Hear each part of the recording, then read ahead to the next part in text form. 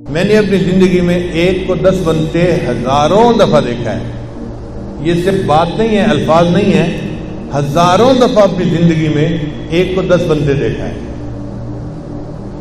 بہت شروع کی بات ہے، جب میں نے مینیجر ہونے کی نوکری چھوڑی تھی اور اپنی زندگی کو دین کے لیے وقف کر دیا تھا۔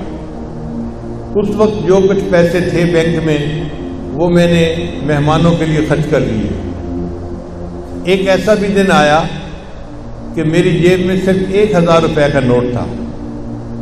اس وقت ایک چھوٹا سا مہمان خانہ تھا ہمارے شہر والے گھر کے ساتھ، اس میں جماعت کے لوگ آتے تھے اور وہیں پہ ہم مجلس کرتے تھے۔ نہ مسجد تھی، نہ مہد تھا، نہ یہ سارے نقشے تھے۔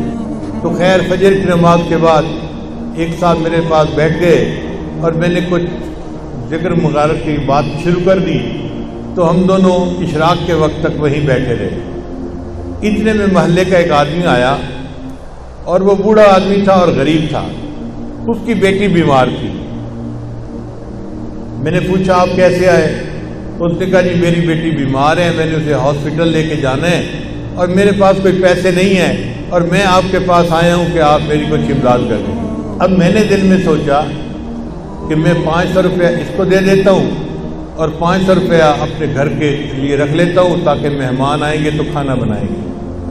اور یہ مجھے پتا تھا کہ یہ آخری 1000 روپے کا نوٹ ہے، اس کے بعد کوئی اور پیسے نہیں ہیں۔ اب میں سوچ میں پڑ گیا کہ میں اس بندے کو 1000 روپیہ دے کے 500 واپس کیسے مانگوں۔ کچھ دیر سوچتا رہا، پھر مجھے دل میں احساس ہوا کہ تیرے جیسا بھی کوئی کم یقین بندہ ہو سکتا ہے کہ 500 روپے کا نوٹ ڈھونڈنے کے لیے سوچ رہا ہے، 1000 کا 1000 دے دو، اللہ تجھے اور دے دے گا۔ لو جی، میں نے جیب میں ہاتھ ڈالا اس کی بات سن کے، اور وہ 1000 روپے کا نوٹ تھا، میں نے اس بندے کو دے دیا اور میں نے کہا بھائی لے جائیں اور بچی کا علاج کروائیں، اور میں دعا کرتا ہوں اللہ آپ کی بیٹی کو شفا عطا فرمائے۔ وہ بیچارہ روتا ہوا آیا تھا، الحمدللہ کہ تسلی ہو گئی، اور وہ دعائیں دیتا ہوا واپس چلا گیا۔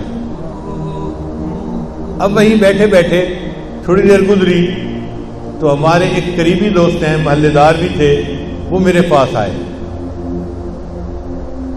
آنسوں سے رو رہے تھے۔ میں نے پوچھا کیا ہوا؟ کہنے لگا جی ایک کام ہے آپ کر سکتے ہیں اور میں رو رہا ہوں، اور آپ اگر وہ کام کر دیں تو بس آپ کی مہربانی ہوگی۔ میں نے کہا آنسوں سے کیوں رو رہے ہیں؟ کون سا کام ہے کرنے والا؟ آپ مجھے بتائیں۔ کہنے لگا جی کرنے والا کام یہ ہے کہ مجھے پتہ ہے آپ ہدیہ قبول نہیں کرتے۔ یہ وہ ابتدا کا زمانہ تھا جب مجھے ہدیہ قبول کرنا گولی لگتا تھا۔ ایک بندہ آفیسر ہو نا اور ہزاروں لاکھوں کماتا ہو تو اس کو کوئی بندہ پیسہ پکڑایا تو وہ سمجھتا ہے مجھے فقیر سمجھا ہوا ہے، تو نفس جو ہے وہ گھبراتا ہے کہ یہ کیوں دے رہے ہیں۔ تو میں ابتدا میں بالکل پیسہ نہیں لیتا تھا۔ پھر کسی نے حضرت کو میری شکایت لگائی تو حضرت نے پھر مجھے سمجھایا کہ جب بغیر تمہارے اپنے ارادے کے اللہ کسی کو بھیجتا ہے تو وہ من جانب اللہ ہوتا ہے، تم اسے لے لیا کرو۔ تو بہرحال وہ ابتدائی زمانہ تھا تو وہ رونے لگ گیا۔ کہنے لگا جی میں نے کاروبار شروع کیا تھا اور میں نے نیت یہ کی تھی کہ پہلی ڈیل میں جو مجھے منافع ہوگا میں آپ کو دوں گا، یہاں سے میں ابتدا کروں گا اپنے کاروبار کی۔ اب آج میں وہ ہدیہ لے کے آیا ہوں اور آپ تو ہدیہ قبول نہیں کرتے، اگر آپ اس ہدیہ کو قبول کر لیں میں ساری زندگی آپ کا احسان مند رہوں گا۔ تو میں نے دل میں سوچا کہ ایک بندہ آنکھوں سے رو رہا ہے تو میں اس کا ہدیہ قبول کر لیتا ہوں، اللہ مجھ سے معاف فرما دے۔ چنانچہ میں نے اس سے ہدیہ لے لیا۔ وہ لفافے میں پیسے تھے، میں نے جیب میں ڈال لیے۔ پھر ہم نے اشراق کی نماز پڑھی، مراقبہ کیا اور مہمان چلے گئے۔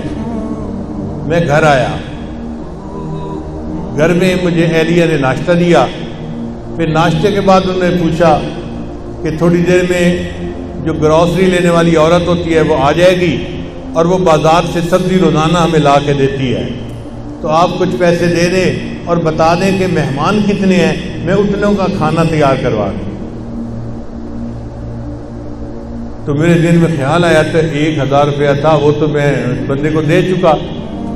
پھر فوراً خیال آیا کہ نہیں، وہ فلاں بندے نے مجھے ہدیہ بھی تو دیا تھا، اب جی اس کے کہنے پہ میں نے جیب میں ہاتھ ڈالا اور لفافہ کھولا تو اس کے اندر 10,000 روپے تھے.